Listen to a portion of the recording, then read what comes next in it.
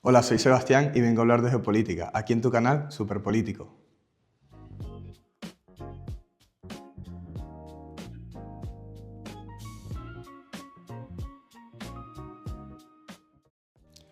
Estas son imágenes de diferentes países que están sumergidos en la pobreza, aun siendo sumamente ricos. No venimos aquí a debatir si es bueno o malo, sencillamente vamos a demostrar que el socialismo es imposible. Es una falla de diseño, no por falla de líderes ni por mala suerte. Queremos conectar en este video con la cultura, con la familia, con la economía y sobre todo con el Estado. Antes de entrar en sus ideas me gustaría contextualizar un poco quién era. No para atacarlo personalmente, sino porque las contradicciones entre lo que decía y lo que hacía es una información muy reveladora. Primero, no era ningún economista riguroso, más bien era un filósofo que nunca probó sus ideales o sus pensamientos. Sin mencionar que es bastante gracioso que nunca fundó nada, nunca contrató a nadie y aún así vivía a costas de su mejor amigo Friedrich Engels, quien le patrocinaba todo y era un capitalista. Bueno, ahora me gustaría adentrarnos en el volumen 2 de Das Kapital o El Capital, donde se halla el Manifiesto Comunista. Y también me gustaría hacer una paráfrasis de este texto, porque así podemos ver con más precisión qué era lo que Marx quería decirnos. Aparte, me gustaría compartir mi opinión personal al respecto del alemán. Creo que es uno de los idiomas más ricos, complejos y precisos que existen, lo que permite a los niños desde muy temprana edad entrenar el cerebro como muy pocos hacen. Ay, querido Marx, lo tenías tan fácil, con todo ese potencial que tenías en el cerebro y aún así decidiste generar una de las ideas más destructivas en la historia moderna de la humanidad. Lo cual me lleva a pensar que hay dos posibles explicaciones. Una, o erraste de manera verdaderamente épica, o dos, tú sabías muy bien que esto no le convenía a casi nadie, pero sí a unos pocos. Y si alguno piensa que estas ideas vinieron de alguien que conocía verdaderamente la pobreza o que estaba sumergido en ella, pues tampoco, porque el padre de Marx era un buen abogado. Marx estudió en la universidad y cuando estaba en apuros económicos, adivina, le escribía a su amigo rico para que lo auxiliara. Muy proletario todo. Entonces Marx dice: os horrorizáis de que queramos abolir la propiedad privada, pero la propiedad privada ya no existe para la mayoría de la gente. Y sí, eso es exactamente lo que queremos, quitársela a los que sí la tienen. Aquí no hay ningún plan para crear riqueza, solo para redistribuir lo que ya existe hasta que se acabe.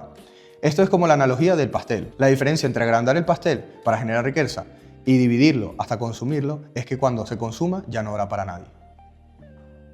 Ahora me gustaría comentar cómo es que Marx plantea la propiedad colectiva. Y creo que hay un ejemplo muy bueno, que es los baños públicos. Los baños públicos son de todos y todos los pagamos con nuestros impuestos. Pero creo que estarás de acuerdo conmigo y los baños públicos es una de las cosas más descuidadas, más sucias y abandonadas que existen. Entonces, ¿por qué ocurre esto? Es sencillo, porque cuando algo es de todos, al final no es de nadie. Entonces nadie toma la responsabilidad de decir: ah, esto es mío, lo voy a cuidar. Ahora imagínense, este ejemplo tan sencillo como lo es los baños públicos, extrapolarlo a una fábrica o incluso a toda la economía de un país. Eso es el socialismo. Y me gustaría agregar un recurso adicional, La tragedia de los comunes, por Garrett Hardin. Él comenta que cuando algo no tiene dueño, este medio se sobreexplota hasta destruirse. Eso es precisamente lo que hace el socialismo y es perfectamente visible con el ejemplo del baño. Y ya sé lo que estarás pensando, pero déjame detenerte un momento ahí. Seguro te estarás preguntando: sí, pero el empresario partía de una posición privilegiada. Y bueno, parcialmente puede ser cierto, pero eso no quita la función fundamental que tiene, que coordina, arriesga y si se equivoca lo pierde todo. En la historia hay miles de ejemplos de fundadores que partían de cero. Solo para mencionar algunos modernos: Jeff Bezos, Steve Jobs, y podría contar varios. Y yo quiero decir, la envidia no es un argumento económico. La envidia es una emoción, y las emociones no alimentan a nadie.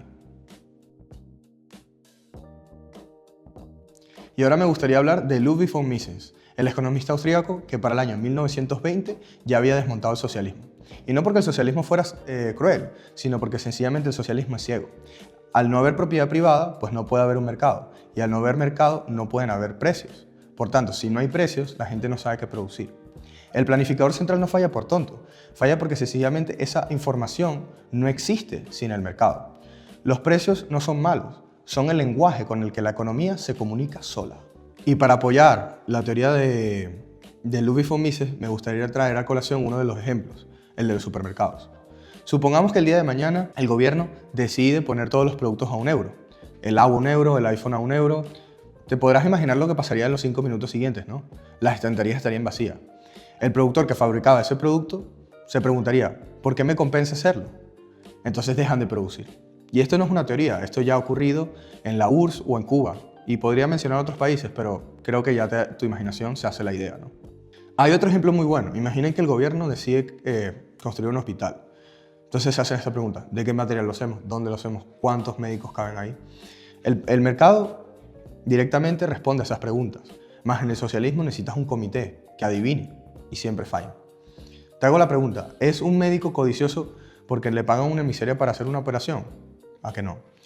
¿Es un codicioso un granjero que necesita sembrar sus productos pero el gobierno le fija un precio que no cubre con sus gastos? ¿A que no? ¿Es codicioso acaso la persona que emigra a otro país porque donde él residía no se le paga por su trabajo? ¿A que no? Yo creo que todas estas personas responden como humanos a la pregunta fácil: ¿trabajarías gratis? Estoy seguro que no lo harías.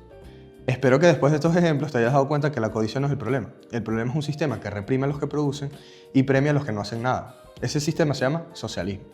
Y aquí viene una de las verdades que más les duele. ¿Quién es en verdad el que solo piensa en el dinero? En el socialismo la persona queda reducida en su clase social y en lo que produce. Nada más. Sin alma, sin vocación, sin propósito. Más en el capitalismo parte de la base de que cada decisión la toma una persona libremente por sus propias razones. Cuando alguien te diga que eres un codicioso, simplemente pregúntale quién era el que reduce a la persona por lo que produce. Spoiler, no es el capitalismo. Rápidamente quiero hablar unos datos históricos. Por ejemplo, en la URSS se producían tractores, pero había escasez de pan. En Cuba había médicos, pero no había medicina. Y puedo nombrar un sinfín de países, pero por razones que prefiero no detallar aquí, me las ahorro. No hace falta que los mencionen para que ustedes se los imaginen. No es mala suerte, es sencillamente el patrón. El socialismo no apaga la economía de golpe. Lo que hace es que le va quitando los instrumentos de navegación uno a uno hasta que el barco encalla. Ahora salimos de la economía pura y entramos en algo más cercano. ¿Cómo funciona la gente de verdad? El socialismo falla también porque está construido sobre una visión falsa del ser humano. Por ejemplo, me gustaría citar a Axel Kaiser, que tiene un ejemplo muy bueno sobre la igualdad de resultados y la igualdad de oportunidades. Para el socialismo, la igualdad siempre es hacia abajo, es decir, siempre trunca hacia abajo. ¿Y cómo puede ser un ejemplo práctico? En el tema de los idiomas. Imaginemos que hay 3 personas que hablan distintos idiomas. El primero solo habla 1, el segundo habla 2 y el tercero habla 3. Pero como el primero no habla otros idiomas, pues hay que limitar a los otros 2 de que hablen otros idiomas porque el primero no los habla. Eso es la igualdad de resultados. Pero no debemos buscar una igualdad de resultados, más debemos buscar una igualdad de oportunidades. ¿Qué significa una igualdad de oportunidades? Que todos estemos bajo las mismas reglas, que todos juguemos en el mismo juego bajo esas reglas. Eso es lo que nos permite que las personas se puedan destacar por sus habilidades. Y muchos de los resultados pueden que no sean iguales, y eso está bien, eso es justo. Por ejemplo, si tuviéramos un médico y un administrativo que cobran igual, pues ¿para qué yo me dedicaría 12 años a estudiar medicina si voy a cobrar más o menos lo mismo que un administrativo que o estudió 2 años o prácticamente ni estudió? Esa tiene que ver con la mentalidad del trabajo. Hay culturas que tienen una mentalidad del trabajo donde el trabajo es como una maldición, como dice en la Biblia, Dios a Adán, sudarás y con el esfuerzo de tu trabajo comerás. Pues creo que se lo toman como una maldición, porque como se tienen que esforzar, tienen que sudar para obtener el pan, pues lo ven de esta manera. Más hay otras culturas, sobre todo las culturas anglosajonas, que lo miran desde otra perspectiva, lo ven como una bendición. No se puede llegar a una recompensa sin sacrificio, y eso es el esfuerzo. Te hago una pregunta, ¿no te parece más sensato, en vez de preguntarte cuánto gano hoy, no será mejor plantear cuánto puedo aprender hoy y generar mañana? Y aquí me quiero anteponer ante una objeción, y es lo de aceptar menos al principio para aprender y ganar más luego. Y eso es justamente lo que hace el salario mínimo, te quita esa opción. Ahora me gustaría hablar también del muro de Berlín. Es un dato histórico de que los socialistas crearon el muro de Berlín, pero no precisamente para evitar que la gente entrara en el socialismo, sino todo lo contrario, para evitar que la gente saliera del socialismo. Entonces yo me pregunto, si tu sistema tiene que crear muros para evitar que la gente se vaya, el problema no es la gente, el problema es el sistema. Ya que mencioné el salario mínimo, me gustaría abordar más sobre el tema. Me parece que el salario mínimo es la política socialista más extendida y más mal entendida de todas. La premisa es que busca proteger al trabajador, pero la realidad es que excluye a un montón de gente del mercado laboral. Y tengo 2 ejemplos prácticos, que es Estados Unidos y Suiza, que son 2 fuentes verificables y muy poderosas. Hay varios puntos clave que me gustaría mencionar. El empresario necesita contratar a alguien que le genere el mismo valor que le cuesta, al menos por lo mínimo. Y eso se llama matemática, no es crueldad.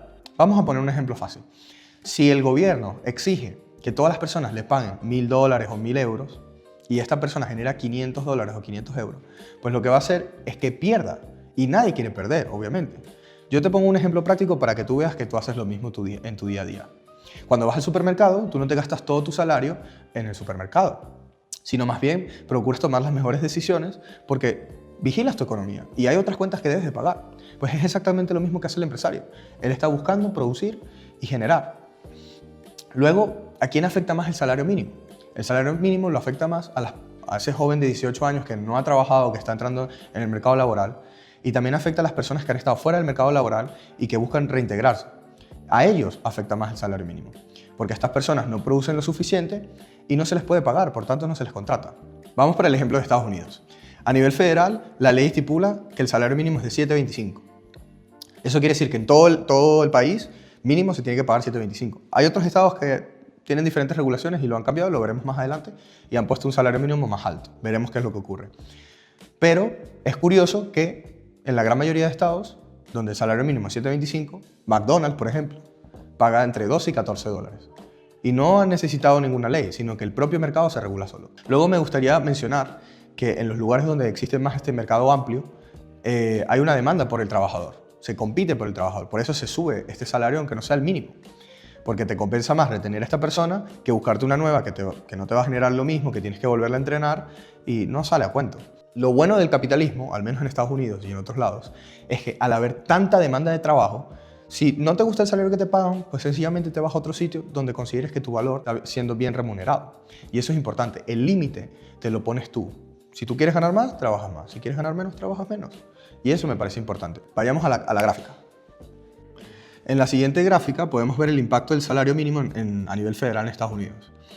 En la parte de la izquierda podemos ver el salario mínimo federal, y esto quiere decir que el 99% de las personas ganan por encima del salario mínimo federal, mientras que solo el 1% gana menos o igual que el salario mínimo federal.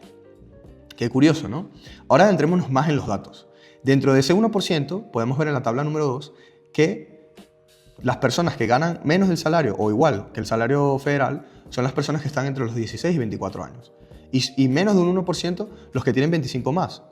Es importante resaltar que dentro de esta estadística, la que ocupa mayor parte es la del tiempo parcial.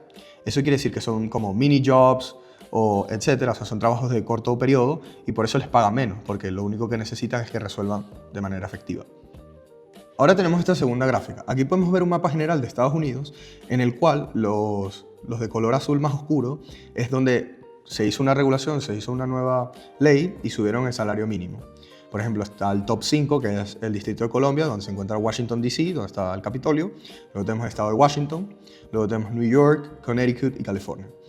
Esto es clave porque esto nos muestra que a pesar de tener un salario mínimo federal de $7.25, otros estados han decidido subirlo a casi 17, 18. En el ejemplo de California podemos ver que ha subido más de un 133%. ¿Esto qué nos demuestra? Que sin necesidad de subirlo por la ley, ya el mercado estaba pagando eso.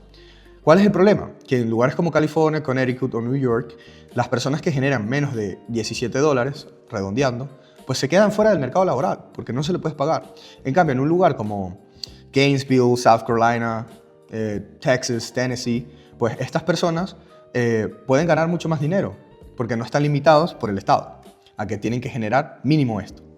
Además, sin mencionar que el salario mínimo aumenta el costo de la vida, porque ya ese aumento se incluye en todos los precios. O sea, que realmente la vara cuando se sube, también suben todos los precios. O sea, que el costo queda más o menos igual, no estás ganando más. El costo de la vida es mucho más barato en estos estados, donde la ley federal se mantiene en 7.25, y pueden vivir mejor, porque normalmente se les paga más. Por otro lado, está el caso de Suiza, que no tiene un salario cantonal, es decir, no hay como en Estados Unidos un salario mínimo federal. Es decir, cada cantón es libre de decidir si quiere o no un salario mínimo. En el caso de Suiza, por ejemplo, tenemos los estados como Ginebra o Basilea, que sí tienen un salario mínimo establecido por cantón, que es de alrededor de unos 25 francos la hora. Pero el salario normal que suelen tener es de 30 a 40 francos la hora. También hay otros cantones como Zurich o Zug que no tienen el salario mínimo cantonal y pagan mucho más, casi el doble de lo que pagan el salario mínimo en estos otros cantones que ya mencioné. Quiero decir, el mercado libre no abandona al trabajador, sino que lo eleva sin decreto. Ahora tenemos esta gráfica de Suiza y la pregunta correcta no es cuánto merezco ganar desde el primer día, es el valor que puedo aportar hoy y cómo crezco desde aquí. Pero el socialismo te enseña que eres una víctima, que te deben y que el sistema es el problema. Menos mal que los suizos lo tienen claro. Aquí les muestro el gráfico donde podemos ver los únicos cantones dentro de Suiza que tienen el salario mínimo. Como podemos ver, Ginebra tiene 24,32, Basilea 21 la hora, pero cantones que no tienen el salario mínimo ganan una media de 38,50 francos en Zurich y 39 en Zug. Imagínense, el salario medio en toda Suiza es alrededor de 6.665 al mes. Eso es bastante. Y hay una tasa de desempleo muy baja, del 2 al 3%. Es de las menores que hay en el mundo. Inclusive en el referéndum que se hizo en el 2014, ya que Suiza, al ser un país cantonal, pues hace muchos estos referendos para tomar las decisiones a las cuales el país debe ir, hubo un rechazo del 76,3% a no salario mínimo cantonal o mínimo nacional. Esto habla mucho de cómo los suizos piensan. Y, ojo, son de los países más ricos que hay en el mundo. Aquí pueden consultar todas las fuentes, está en Swiss Federal Statistic Office o otros. Aquí se los dejo. Bueno, después de haber visto estos ejemplos, espero que te haya quedado más claro por qué el salario mínimo no nos favorece a nadie. Solo favorece al que ya está en el mercado, pero los nuevos que están por entrar o los que se quieren reintegrar los deja totalmente fuera. Creo que deberíamos aprender de países como Estados Unidos, que no es un país perfecto, pero es uno de los países más ricos, y Suiza, que creo que es un ideal para mucha gente. Entonces, creo que deberíamos dejar viejas costumbres y acercarnos a costumbres que nos puedan permitir generar más valor y ser todavía más ricos. Y así podemos llegar a esa igualdad supuesta que el socialismo quiere buscar, pero que nunca consigue. Ahora me gustaría hablar de los mejores amigos del socialismo. Y te va a sorprender. La ironía más incómoda para los socialistas es que los grandes empresarios, corporaciones, son los mayores beneficiados en que el socialismo se aplique. ¿Por qué? Porque hay intervencionismo estatal. La regulación excesiva lo único que hace es aplastar a estas minorías o a estos emprendedores que buscan nuevas soluciones para competir con los grandes. Pero al haber tantas regulaciones, ellos no tienen el bufete de abogados que tiene una multinacional. Se quedan fuera, además de, pues, obviamente, los favores o el beneficio del Estado. Aquí también podemos añadir el caso de Cuba o China como ejemplos del capitalismo más pervertido del servicio del Estado. Tomen esto en consideración. Hay tantas regulaciones que afectan a esos pequeños empresarios, pero a las grandes corporaciones que tienen un montón de bufete de abogados top, pues no les hace ni cosquillas, además que están coludidos con el gobierno o con el Estado socialista. Y como pueden ver, no es lo que prometía Marx. Marx prometía acabar con la burguesía y con la gente rica y que se aprovecha de los demás, pero lo único que hace es perpetuar una nueva oligarquía, una que esté fundamentada y coludida con el gobierno. ¿Y quién paga los impuestos más altos? Normalmente lo paga el ciudadano medio, porque los grandes empresarios tienen sus estructuras financieras o actúan como ya no personas jurídicas y evaden un montón de estos impuestos, que tú al final sí terminas pagando. Siempre está el típico, no, pónganle impuestos a los ricos, pónganle impuestos para que no sé qué. Si tú crees o te has comido el cuento de que ponerle impuestos a los ricos hace que todo sea más distribuido, etcétera, pues te han engañado, amigo. No funciona así. Ellos se saltan todas esas normas y al final el que termina pagando eres tú. ¿O acaso no te has preguntado, si fuera el caso, ¿no crees que el rico tiene el suficiente capital para moverse a otro país y no tener que pagar esos impuestos? Piénsalo. Yo creo que es bastante claro, esto solo perjudica a las personas de a pie. Mientras más impuestos, menos tienes tu dinero, estás trabajando meses gratis para el gobierno. ¿Y qué tal el gobierno a cambio? Pues nada, porque normalmente no tienen para satisfacer las necesidades de todo el mundo. Y ahora me tomo el atrevimiento de hacerte esta pregunta. Si el capitalismo fuera tan bueno para las élites, ¿no te has preguntado por qué todos los medios de comunicación principales lanzan propaganda anticapitalista? ¿No será porque el socialismo y la regulación les conviene? ¿Los protege la competencia? ¿No lo has pensado? La frase clave que me gustaría recalcar aquí es que el socialismo no elimina a los de arriba, sino que garantiza que nadie más pueda llegar. Hay un escritor muy bueno que se llama George Orwell, que en su novela de 1984 lo deja muy claro. Orwell, ya aún siendo socialista y creando esa novela socialista que destruye el socialismo, paradójicamente, ve cómo ese camino los lleva ahí, que su novela describe que una élite utiliza el newspeak o la neolengua de la igualdad para perpetuarse en el poder. Cuba y China, el capitalismo sin alma. ¿Nunca te has preguntado si el capitalismo puede existir en otro sistema que no sea el liberal? Pues sí puede, y el caso más concreto puede ser Cuba. En Cuba existe un capitalismo perverso, en el cual no existe la moral, no existen los valores. Yo puedo tener un pollo en plena descomposición y te lo vendo. Y tú me lo vas a comprar. ¿Y por qué? Porque es que no produce nadie más un pollo.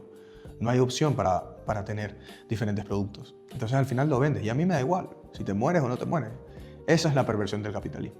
También tenemos otro tipo de capitalismo como el de China, que si no hubiese sido por Kissinger en 1978, pues China nunca hubiese adoptado esta política exterior capitalista, porque interior no son capitalistas, son plenamente comunistas. Y bueno, Kissinger en un intento de buscar que China se volviera un poco más liberal como Estados Unidos, bueno, los chinos pensaron un poco más allá y dijeron, bueno, nos sirve que instaures todas tus empresas aquí de producción y nosotros te lo vendamos más barato y tú puedes hacer dinero con eso.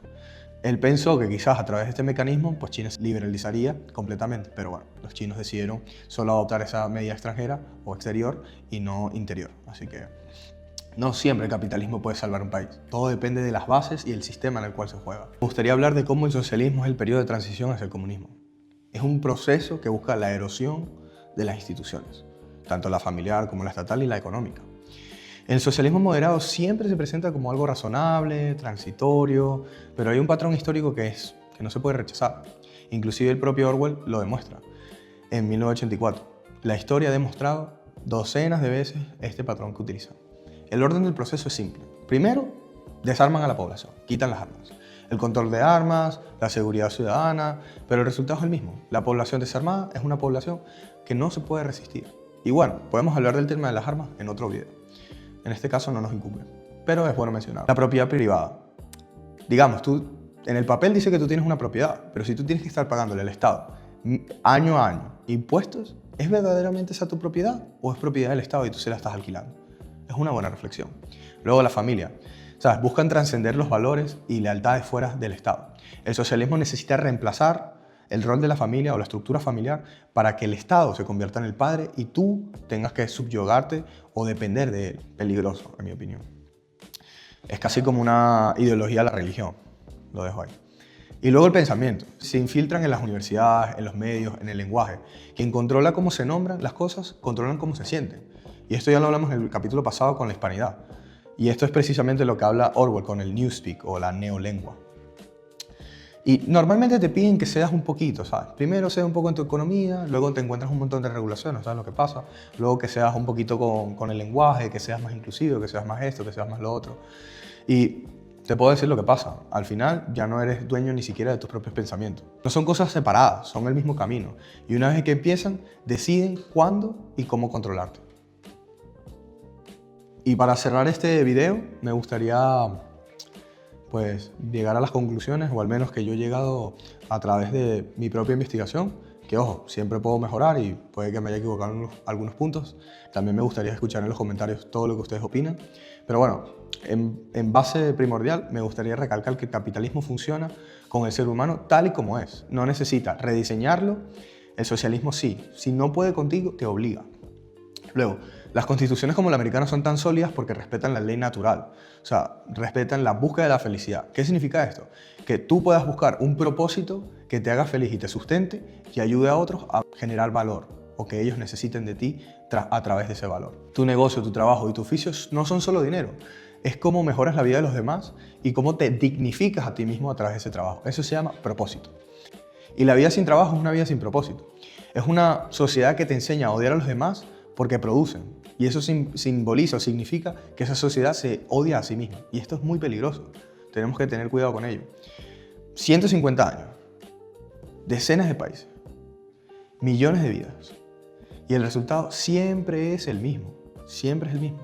Muerte, miseria, hambruna.